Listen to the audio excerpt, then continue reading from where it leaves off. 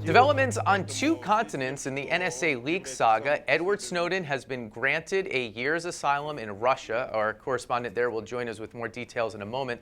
Meanwhile, in the U.S., the Obama administration faced a skeptical Senate committee Wednesday as they declassified documents related to the bulk collection of phone data and conceded that just one terrorist plot had been thwarted by it, not the dozens previously suggested. Meanwhile, in Las Vegas, NSA Director Keith Alexander faced hecklers as he spoke to 3,000 cybersecurity specialists. But I think what you're saying is that in these cases, what's the decision? Where's the discussion? And what tools should we have to stop those? No, I'm saying I don't trust you. You lied to Congress. Why would we believe you're not lying to us right now? I haven't lied to Congress. None of this, of course, would be happening if not for Edward Snowden, who Thursday was granted asylum in Russia, a move Senator John McCain said the U.S. cannot let stand without serious repercussions. So, Isabel Gorst, why did Russia do this?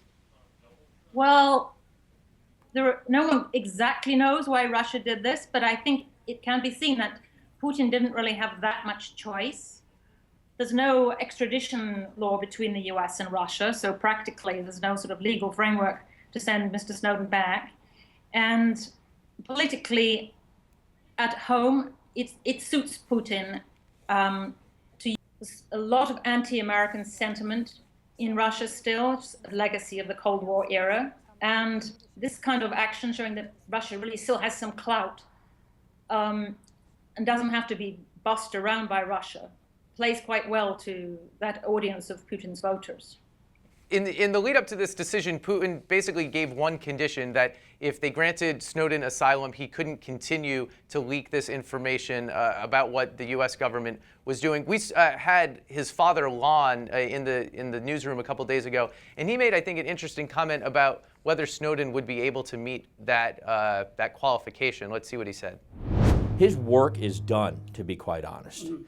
The information that he has shared with Glenn Greenwald, we've heard from Glenn Greenwald. At this point, he's done everything that he can do to reveal this to the American people, and I hope that his focus will be his short-term immediate health and security. So Lon Snowden seems to be suggesting that he's already given Glenn Greenwald everything he needs to give. He can kind of wash his hands of this. So I wonder what the next year looks like for Edward Snowden. Well, I think firstly, today it must be a huge relief for Snowden to escape from the confines of the transit lounge, where he's been sitting for more than 5 weeks. Come out, nobody knows where he's gone. His lawyer refused to say where he was going, citing security reasons. He's allowed to live in Russia for up to a year, according to the documents handed in today, and he can also look for a job. He's already been offered employment at VKontakte, which is a very popular social networking site in Russia, based in St. Petersburg. Yeah, finally, why 1 year?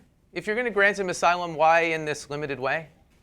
Well, it isn't full asylum. It's just a permit, a visa to live here for 1 year. Visas are not usually granted in Russia for longer than a year. I think it offers a sort of breathing space for Russia to take advantage of the fact, show that they're being kind to a poor, downtrodden whistleblower. They can gain some political capital out of that, and yet have the ideal exit of sending him away, possibly to a third country, after that year is up. Okay, Isabel, thanks for joining us on a very busy day in Moscow. Thanks.